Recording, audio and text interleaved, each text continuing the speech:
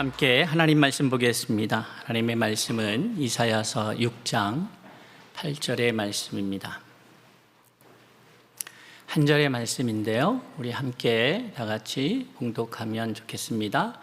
다 같이 하나님의 말씀을 봉독합니다. 내가 또 주의 목소리를 들으니 주께서 이르시되 내가 누구를 보내며 누가 우리를 위하여 갈꼬 하시니 그때에 내가 이르되 내가 여기 있나이다 나를 보내소서 하였더니. 아멘.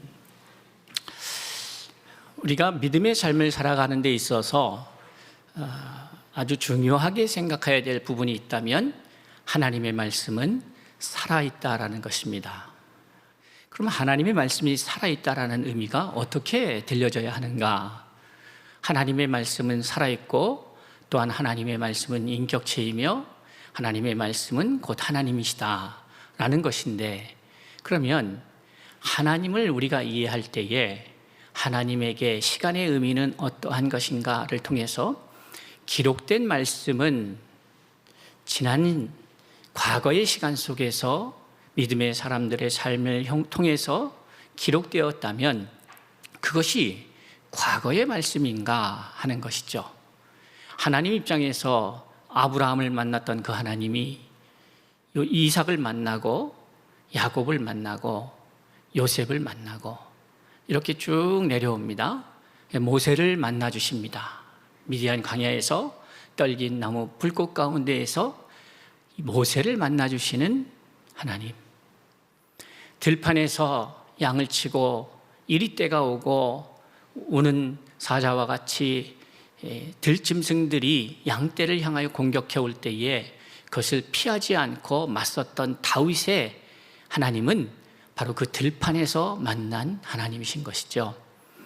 자, 많은 시간의 역사의 흐름 속에서 현재라는 시간으로 혹은 과거 혹은 미래라고 하는 각기 다른 시점에서 하나님의 역사가 나타나는 것 같으나 그것은 인간의 입장에서의 의미고 하나님 입장에서는 어떻게 이해해야 될 것인가? 시간의 제약 속에 있는 사람들은 과거, 현재, 미래라고 하는 시간을 갖지만 처음과 나중 되시고 시간을 넘어서서 존재하시는 그 하나님 입장에서 과거, 현재 의미가 있는 것일까? 그렇게 말씀을 우리가 좀 생각해 볼 때에 그렇지 않다는 것을 우리는 알게 됩니다. 그러니 저와 여러분이 오늘 만나는 하나님은 아브라함의 하나님이 아니라 나의 하나님이어야 하고 내일 만나게 될 하나님도 나의 하나님인 것이죠. 그런데 기록된 말씀 속에서 우리의 믿음의 선배들이, 조상들이 하나님을 만나는 방식을 보면, 성경의 말씀 속에서 가만히 보면 제사를 드리다가 어떻게 만났느냐의 내용이 잘 눈에 띄지 않습니다. 물론 야곱이 이제 그 에서의 눈을 피해서 외삼촌 댁으로 도피할 때에 베델에서 하나님 앞에 예배드리다가 하나님을 만나죠. 그런데 우리가 예루살렘 성전에서 제물을 드리다가 하나님을 경험하였다는 소식보다는 들판에서, 전쟁터에서, 우리의 삶의 현장에서 하나님을 만난 이야기가 더 많이 기록되어 있다는 것입니다. 그 이야기는 우리가 오늘 하나님을 만날 때 어디에서 만나야 하는가? 그 어디라고 하는 것이 제한이 없다라는 것이죠. 교회의 예배 시간에는 그럼 하나님을 만날 수 없다는 얘기인가? 그렇지 않죠. 하나님을 만나고 하나님을 경험하고 하나님을 예배하는 것은 장소와 시간의 구애를 받지 않는다라는 말씀인 것입니다. 그러기에 우리가 더욱더 많은 시간, 많은 부분을 차지하고 있는 우리 인생의 시간 속에서 많은 부분을 차지하고 있는 그 일상의 시간 속에서 우리가 하나님을 못 만난다면 우리는 하나님을 알아가는 시간이 우리 인생 속에서 절대적으로 부족하게 되는 것이죠. 그럼 하나님을 알아가는 시간이 부족하다는 것은 우리에게 어떠한 불이익이 있느냐 것이죠. 성경은 일관되게 축복에 대한 메시지를 던지시면서 우리에게 주시는 메시지는 하나님이 함께 하시는 것이 복이라는 겁니다. 믿으십니까? 하나님이 함께 하는 것이 복이라는 거예요. 그럼 하나님이 함께 한다는 것이 복이라는 의미 속에는 내가 혹은 우리가 누군가가 하나님이 함께 할 수 있는 준비가 된 사람이라는 의미가 있는 것이죠. 아담은 본래 영원히 하나님과 함께 할 수 있는 자였지만 그가 죄를 짐으로 어떤 의미입니까? 하나님과 더 이상 함께 할 수 없는 상태가 되어버림으로 에덴 동산에서 하나님과 함께 할 수 없는 상태가 되어버린 것이죠. 그러니 하나님과 함께 한다는 것, 내가 준비되었다는 것, 내가 준비되어 하나님과 함께 한다는 것, 그것은 내가 복 있는 자라는 것, 형통한 사람이 된다는 의미인 것입니다. 여러분 이것을 믿으실 수 있기를 바랍니다. 그러기 위해서는 우리가 정해진 특별한 시간에만 하나님을 만나거나 하나님과 함께하는 것이 아니라 우리의 모든 24시간 365일 매 순간순간마다 하나님이 나와 함께 하심을 구하여야 하는 것이고, 나와 하나님이 함께 하실 수 있도록 내가 그 상태를 준비하고 유지해야만 그 역사가, 그 형통한 복이 우리에게 나타난다는 사실입니다.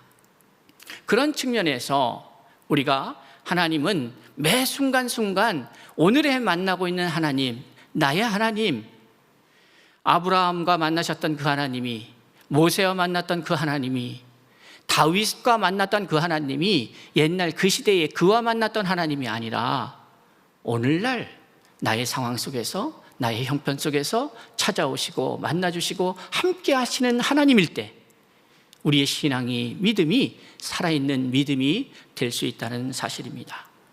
그런데 문제는 오늘 본문의 말씀을 통해서 깨달아야 하는 것이고, 이렇듯 하나님은 현재적으로 우리와 만나고 계시다는 것은 바로 기록된 하나님의 말씀이 과거에 기록됐어도 오늘날도 이것이 우리에게 도전하고 있다는 사실입니다. 다시 말해서 이사야라고 하는 사람은 지금으로부터 BC 8세기에서 7세기니까 기원전 700년, 600년대 사람이잖아요.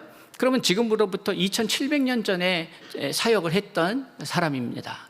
그러면 그 2700년이라는 시간 속에서 이 인류의 역사의 문명과 어떤 문화와 생활 방식과 여러 환경들은 많이 변했습니다. 그렇기 때문에 우리가 생각할 때에 그것은 그때의 일이다, 그 사람에게만 주신 말씀이다 할 수 있겠죠.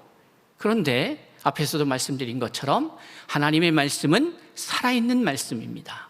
그래서 그때 만나주셨던, 광야에서 모세를 만나주셨던, 들판에서 전쟁터에서 다윗을 만나주셨던 그분, 세계 선교를 위해서 세계를 누비고 다니면서 복음을 전할 때에 그와 함께 하셨던, 바울과 함께 하셨던 그분이 오늘 저와 여러분에게도 함께 하시는 아버지 되심을 믿을 수 있기를 바랍니다. 자, 그렇다면 그 말씀이 오늘 우리에게 말씀하고 있는 것이죠.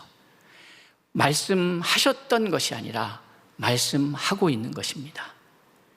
그럼 오늘 이사야에서의 이 말씀이 어떤 의미로 우리에게 주어져야 하는가? 오늘 우리는 이사야에서의 말씀을 어떤 마음으로 받아야 하는가 하는 것이죠. 이 이사야에서의 말씀은 우리가 잘 아는 것과 같이 예언의 말씀이죠. 근데 이 예언의 말씀이라고 하는 것이 참 시대상을 담아내기도 하는데, 이 당시에 이사야서의 말씀이 기록될 이 당시의 시대 상황이 어떻습니까? 이스라엘 백성들은 종교적으로, 도덕적으로 타락해 있는 상태입니다. 그런데 가만히 살펴보면 인류 역사 가운데에서 타락하지 않은 시대가 없었습니다. 그러니 하나님의 말씀은 모든 시대에 선포되고 있는 말씀이다라고 해도 과언이 아닌 것이죠. 타락하지 않은 시대가 없었어요. 사람들은 점점 악한 길로 치닫고 있는 듯 보입니다.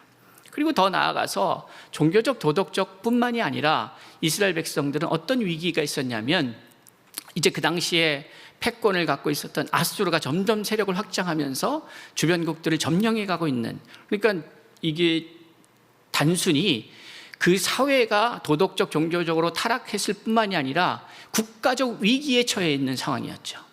꼭 어디를 보는 것 같습니까?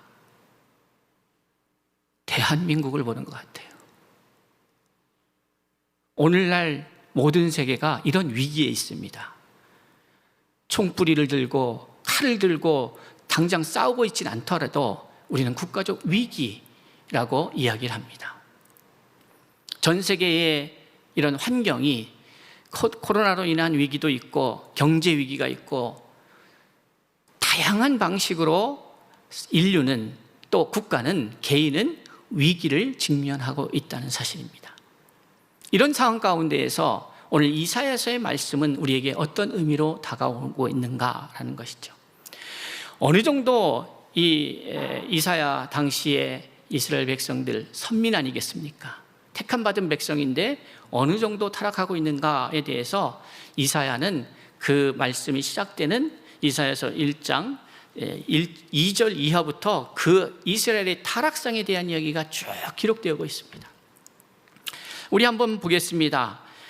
아버지의 마음이 어떻게 전달되어지고 있는지 함께 볼까요? 좀 긴 말씀이지만은 제가 봉독할 때에 이 말씀을 그 당시에 이스라엘이 이랬구나 이렇게 듣지 마시고 혹 이 말씀이 나에게는, 이 말씀이 우리 교회에게는, 우리 가정에게는, 이 사회에게는 어떻게 적용되어야 될 것인가?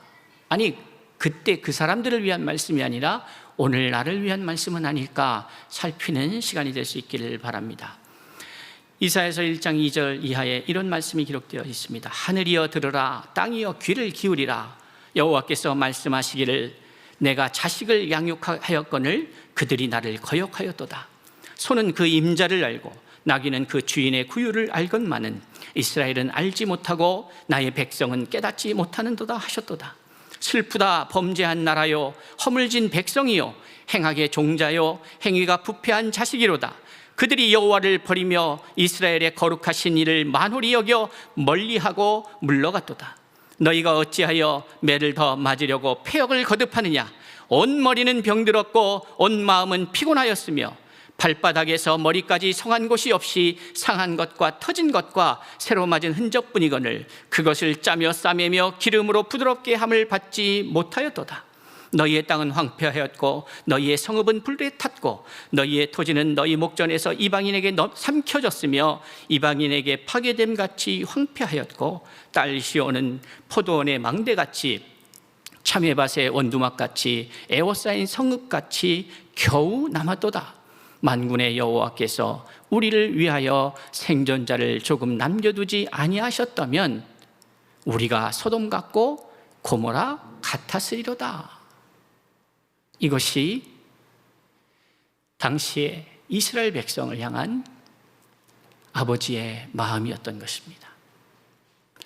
오늘 본문의 말씀을 보면 5절에 보면 4절부터 슬프다 범죄한 나라요, 허물진 백성이요, 행악의 종자요, 행위가 부패한 자식이로다. 그들이 여호와를 버렸다 이렇게 말하고 있어요.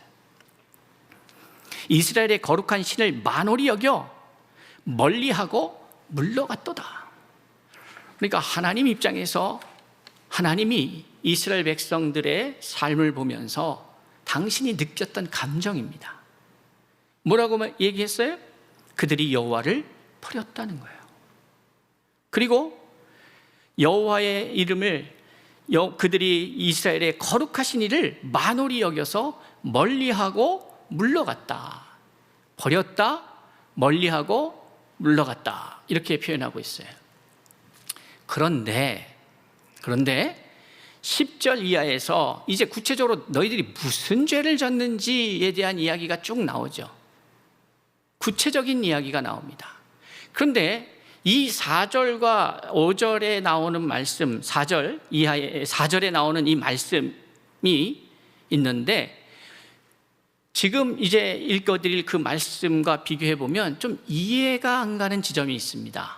무엇일까요? 여러분이 한번 생각해 보세요. 기억하십시오. 하나님은 이스라엘 백성을 향하여서 이렇게 말씀하셨습니다. 그들이 여호와를 버렸다. 이스라엘의 거룩하신 이를 만홀히 여겨 멀리하고 물러갔다, 이렇게 말하고 있어요. 그런데 여전히 그들의 삶은 어땠는지를 이야기합니다. 10절 이하입니다. 너희 소돔의 관원들아, 여호와의 말씀을 들을지어다. 너희 고모라의 백성아, 우리 하나님의 법에 귀를 기울일지어다. 마치 소돔과 고모라 불로 심판받은 그 백성과 같다, 이 말이에요. 누가요? 이스라엘 백성이. 그래서 그들이 하나님을 버렸다라고 말하는 거예요. 그리고 그들이 이스라엘의 거룩한 이의 이름을 만홀히 여겼고 멀리하였고 물러갔다. 자, 여호와께서 말씀하시되 너희의 무수한 재물이 내게 무엇이 유익하뇨? 나는 수량의 번제와 살진 짐승의 기름에 배불렀고 나는 수송아지나 어린 양이나 숫염소의 피를 기뻐하지 아니하노라. 너희가 내 앞에 보이러 오니 이것을 누가 너희에게 요구하였느냐? 내 마당만 밟을 뿐이니라. 그러니까 성막이 있어요. 성막 안에는 성소가 있고 성소와 성막은 구분이 되어 있지 않겠습니까? 큰 틀 안에서의 성막에 안에 성소가 있으나 성소로 들어가기 전에는 거쳐야 될 것이 있어요. 바로 성막의 문을 들어왔을 때에 그 성소에 들어가기 전까지 마당이 있지 않겠습니까? 그런데 하나님을 만나려면 어디까지 가야 되는 거예요? 지성소까지 가야 되는 것이죠. 그런데 오늘 뭐라고 얘기하고 있냐면 너희들이 왔는데 마당만 밟다 간다, 이런 얘기를 하는 거예요.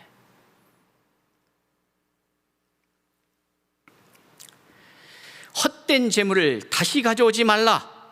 분향은 내가 가증히 여기는 바요, 월삭과 안식일과 대회로 모이는 것도 그러하니 성회와 아울러 악을 행하는 것을 내가 견디지 못하겠노라. 내 마음이 너희의 월삭과 정한 절기를 싫어하나니 그것이 내게 무거운 짐이라. 내가 지기에 곤비하였도다. 너희가 손을 펼 때에 내가 내 눈을 너희에게서 가리고 너희가 많이 기도할지라도, 기도를 했다는 겁니까? 안 했다는 겁니까? 많이 하는 거예요. 내가 듣지 아니하리니 이는 너희의 손에 피가 가득함이라. 너희는 스스로 씻으며 스스로 깨끗하게 하여 내 목전에서 너희 악한 행실을 버리며 행악을 그치고 선행을 배우며 정의를 구하며 학대받는 자를 도와주며 고아를 위하여 신원하며 과부를 위하여 변호하라 하셨느니라. 자, 여러분, 1장 4절에서는 분명히 하나님이 뭐라고 말씀하셨냐면 이스라엘이 나를 버렸다, 이렇게 표현했습니다. 나를 멀리하였다, 나를 떠났다, 이렇게 표현했어요. 그런데 10절의 내용을 보면 어떻습니까? 여전히 이스라엘 백성들은 제물을 드렸고 제사를 드렸고 하나님을 찾아왔죠. 월삭으로 모이고 절기로 모이고 대회로 모이고. 그러니까 오늘날로 이걸 이해하자면 어떻겠습니까? 하나님을 떠난 백성들인데 여전히 주일 예배 드리고 여전히 수요 예배 드리고 여전히 금요 모임을 갖고 여전히 새벽 기도를 하고 여전히 우리가 하던 종교적 행위는 계속하고 있습니다. 그런데 하나님의 평가는 뭐냐면 너희들이 나를 버렸다는 거예요. 오늘 이 말씀이 여러분에게는 어떻게 해당되십니까? 많은 기도를 드렸다고 해요. 그런데 하나님이 듣지 않고 있다는 거예요. 그러면 듣지도 않는 기도를 왜 합니까? 하나님이 이러한 현상에 대해서 말씀하시기를 내 마음이 너희의 월삭과 정한 절기를 싫어한다. 그것이 내게 무거운 짐이라. 내가 지기에 곤비하였다. 오히려 너희들이 드리고 있는 이 정기적인 예배와 이러한 신앙의 모습들이 나로 피곤하게 한다. 이것이 당시에 이스라엘 백성을 향한 하나님의 말씀이었어요. 여러분은 다르십니까? 저는 다른가? 우리는 이것을 생각해야 합니다. 왜냐하면 여러분, 신앙생활은 제가 수없이 말씀드렸어요. 이것은 현대인들이 살아가면서 하는 그냥 액세서리와 같은 행위가 아니다. 있어도 되고 없어도 되는 것이 아니라 이것은 사느냐 죽느냐의 문제이다. 이러한 시급성과 급박성, 절실함이 우리 안에 있는가? 여러분은 정기적으로 매주일 이곳에 나오고 있습니다. 여러분은 정기적으로 하나님 앞에 예물을 드리고 있습니다. 그런데 하나님은 어떻게 그것을 보고 계신가? 그럼 왜 하나님은 이러한 평가를 내렸던가? 왜 하나님은 이 말씀을 하셨을까요? 그것은 너희의 손에 피가 가득함이라. 참 이게 문제였죠. 너희는 스스로 씻으며 스스로 깨끗하게 하여 내 목전에서 너희 악한 행실을 버리며 행악을 그치고 라고 말하고 있어요. 13절에서는 성회와 아울러 악을 행하는 것을 내가 견디지 못하겠다, 이 말씀을 하고 있어요. 이것이 문제였던 거죠. 여전히 하나님을 만나고 있고, 여전히 제사는 드리고 있고, 여전히 예배는 드리고 있고, 여전히 나는 계속해서 모태신앙으로서 어렸을 때부터 아니면 그저 습관적으로 매해 매주 계속해서 반복적으로 이 행위를 하고 있으나 정작 그것을 받으실 하나님은 뭐라고 평가하고 있느냐면 너희는 나를 버렸다라고 말합니다. 이것이 이사야를 통하여 지금부터 2700년 전에 이스라엘 백성을 향한 메시지인가? 아니면 오늘 저에게, 여러분에게 주시는 메시지인가?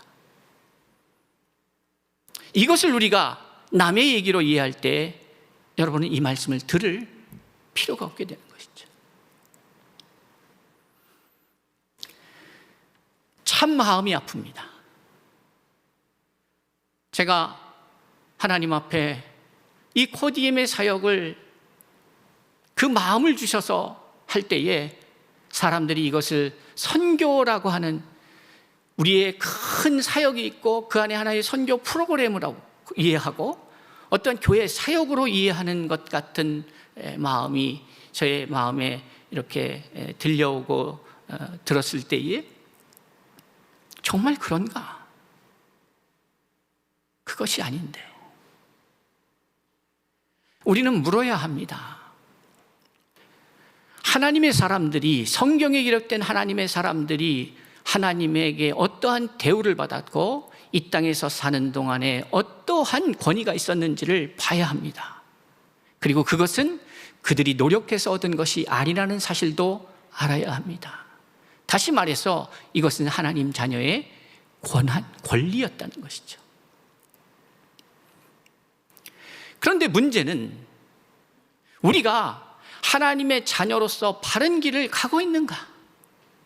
그게 안 됐을 때에 오늘 이러한 평가가 조금도 주저하지 않고 우리에게 내려진다는 사실을 우리는 긴장해야 합니다. 알아야 합니다. 사랑하는 성도 여러분, 저는 오늘 이 시간에 절박한 심정으로 이 말씀을 나눕니다. 제가 목회를 하면서 여러분들에게 저는 여전히 또 이 자리에 설 것입니다. 그런데 이것이 그저 그렇게 늘상 해야 되는 루틴처럼, 나의 삶의 루틴처럼 지나가는 일이 되어버린다는 것은 제 영혼이 죽어간다는 얘기입니다. 마찬가지로 여러분들의 삶에 오늘 이 자리에 앉아있는 이 시간이 특정한 시간에 특정한 형식으로 앉아있는 시간이라면 여러분의 영혼도 죽어가고 있는 것입니다. 죽어가는 영혼을 보면서 늘 그랬듯이 그렇게 말씀을 전하고 삶을 살아간다는 것은 목회자로서의 직무유기가 아니겠습니까? 아니, 여러분이 어떻게 신앙의 삶을 살아가는지보다도 더 중요한 것은 제가 하나님 앞에서 어떠한 사람이어야 하는가의 문제라는 것입니다. 성도 여러분, 여러분의 문제이고 우리 각자의 문제입니다. 저의 문제입니다. 이것은 우리의 영혼이 사느냐 죽느냐의 문제입니다. 무릇 지킬 만한 것보다 마음을 지키지 아니하면 우리는 조금 방심하는 순간 마귀는 우는 사자와 같이 삼킬 자를 찾아서 쉬지 않고 24시간 일을 하는 참 무서운 존재들입니다. 그러니 우리가 우리의 부지 중에라도 마귀의 유혹과 시험에 넘어가지 않도록 항상 깨어 기도해야 하는 것이죠. 그렇지 아니하면 우리의 신앙을 누구도 대신해 줄 수는 없습니다. 남편도 아내도 목사도 누구도. 신앙은, 믿음은 하나님과 여러분, 나 자신과의 문제이지 우리 부모가 잘 믿는다고 내가 믿음이 좋아지는 것도 아니고 내가 잘 믿는다고 우리 부모의 믿음이 하나님 앞에서 인정받을 수 있는 것도 아니라는 사실입니다. 오늘 우리는 이 심각성에 무지한 것 같습니다. 여러분 생각해 보십시오.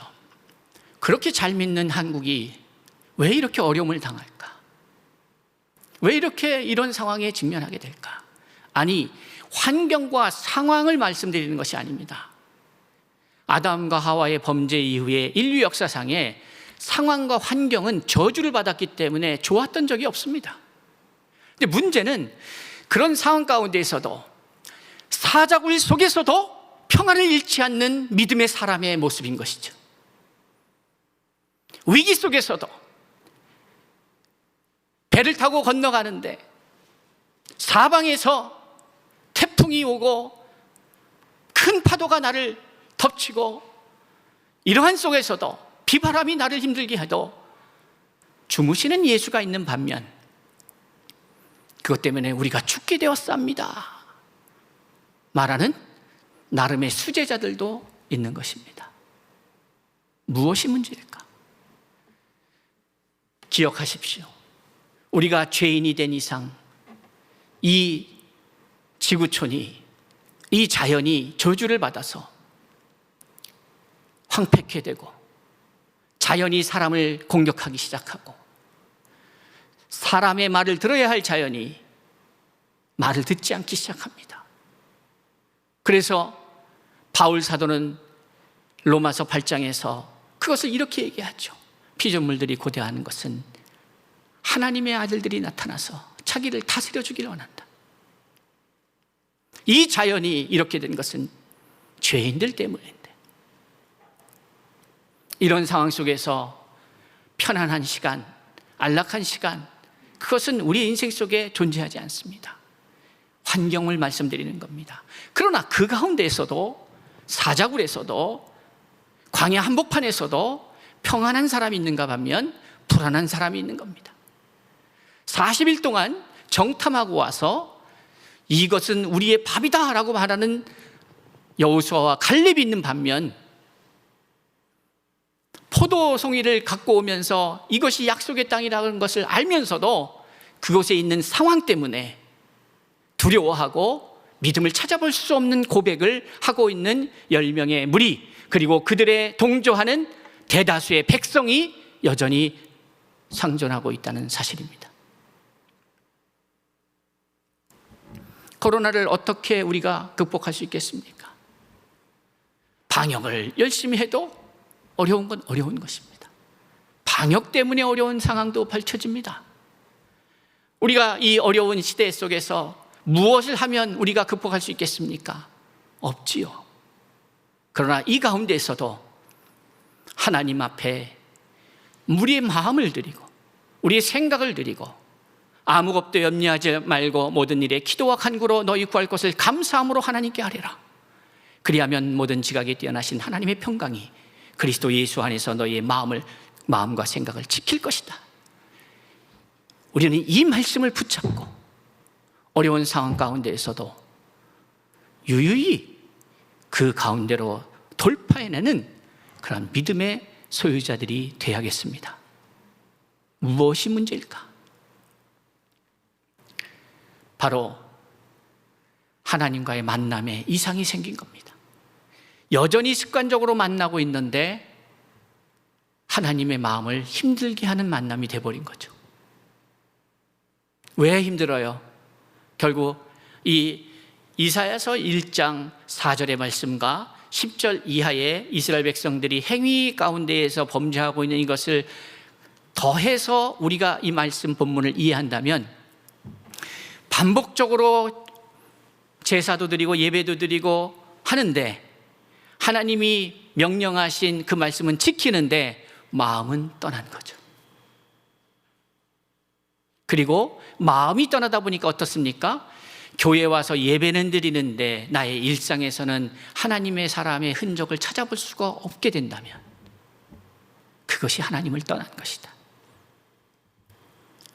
율법대로 제사는 드리는데 율법대로 예배는 드리는데 말씀을 살아내지는 않는 여러분의 모습이 하나님의 마음에는 이렇게 비춰지고 있다. 그러기에 오늘날 우리의 문제가 있는 거예요. 왜 교회는 열심히 다니는데 여전히 우리는 힘든가? 이것이 적어도 나의 문제는 아닌가를 생각해야 되지 않겠습니까? 우리가 하나님을 믿는 사람이라면 하나님의 말씀은 무엇을 먹을까 무엇을 입을까 염려하지 말라고 했는데 왜 나는 염려할 수밖에 없는가? 그렇다면 이거 하나님의 문제인가 아니면 나의 문제인가를 우리는 심각하게 더 이상 왜 오늘날 기독교인들은 아니라는 사실을 이게 아닌데 알면서도 그걸 묻고 그저 잘 되고 있는 것이라고 그냥 풀어 믿으려고 하고 억지 부리고 그냥 대충 넘어가려고 한단 말이에요. 이러니 우리의 삶에 우리가 뿌린 씨앗이 결국 걷어지고 있는데 우리는 그것을 외면하고 하나님의 말씀은 여러분 결코 오늘 저의 입술을 통해서 던져지는 이 말씀은 여러분을 책망하거나 여러분을 야단치는 게 아닙니다. 우리는 우리가 마땅히 살아야 될 하나님의 자녀로서의 삶이 있는데 살아내지 못하면서도 자녀라고 우기고 있는 우리의 현실적인 문제를 우리가 언제까지 더 이상 이것을 갖고 가야 합니까?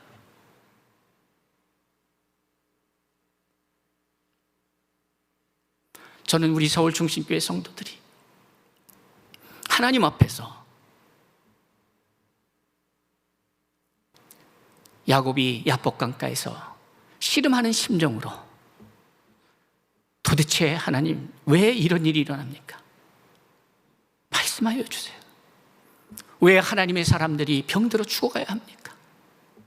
말씀하여 주세요. 이유라도 알고 가야죠. 왜 우리가 이렇게 살아야 됩니까? 성경의 말씀에 보면 하나님 그렇지 않다고, 그래서 우리가 복음을 전할 때에 예수 믿고 복 받으라고 하는데 예수를 이미 믿고 있다고 하는 나도 못 받는데 어떻게 내가 그걸 증거할 수 있겠습니까? 아닌 거 알면서 우리는 언제까지 믿는 척, 우리 안에 불안은 매일 밤 엄습하는데 없는 척, 아닌 척 하면서 살아야 합니까? 우리가 제대로 믿는데도 불구하고 그런 일이 있다면 우리는 하나님을 믿을 필요가 없는 것이죠. 그것은 거짓말이니까, 사기니까.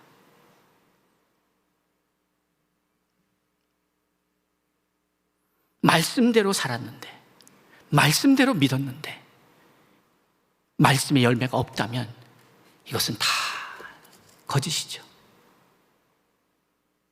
그럼 뭐가 문제겠어요? 적어도 하나님이 거짓말하실 수 없는 하나님이라고 성경은 기록하고 있는데, 오늘 오전에 주일학교 통합세대 말씀 속에서 누구의 자녀인가? 하나님께 속하였다는 것, 사단에게, 마귀에게 속했다는 것 얘기하면서 그 증거 중에 하나가 거짓말할 수 없단 말이에요. 마귀는 거짓의 압이다. 그런데 하나님의 말씀을 왜 거짓말처럼 우리가 믿고 있느냐 이 말이죠. 그런데 여러분 아십니까?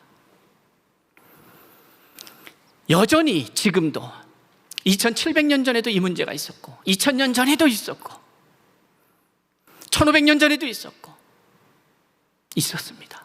계속해서 있습니다. 그리고 지금도 있어요. 그런데 재미있는 사실은 그때에도 오늘 본문의 말씀에 누가 이 백성에게 갈고 할 때에 여러분 기드온은 머뭇거렸잖아요. 모세는 안 간다고 떼쓰다가 죽을 뻔했잖아요.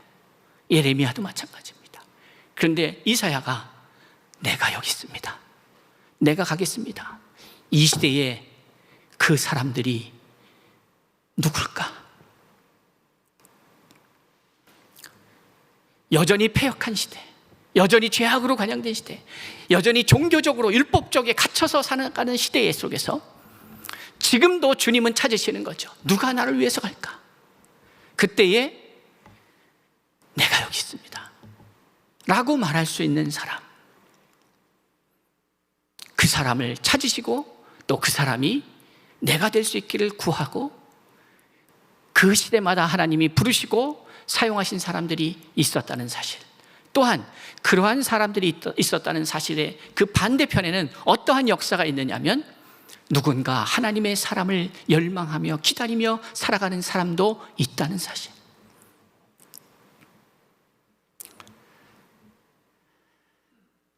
저는 지난 한 주간에 의미 있는 2번의 만남을 갖습니다.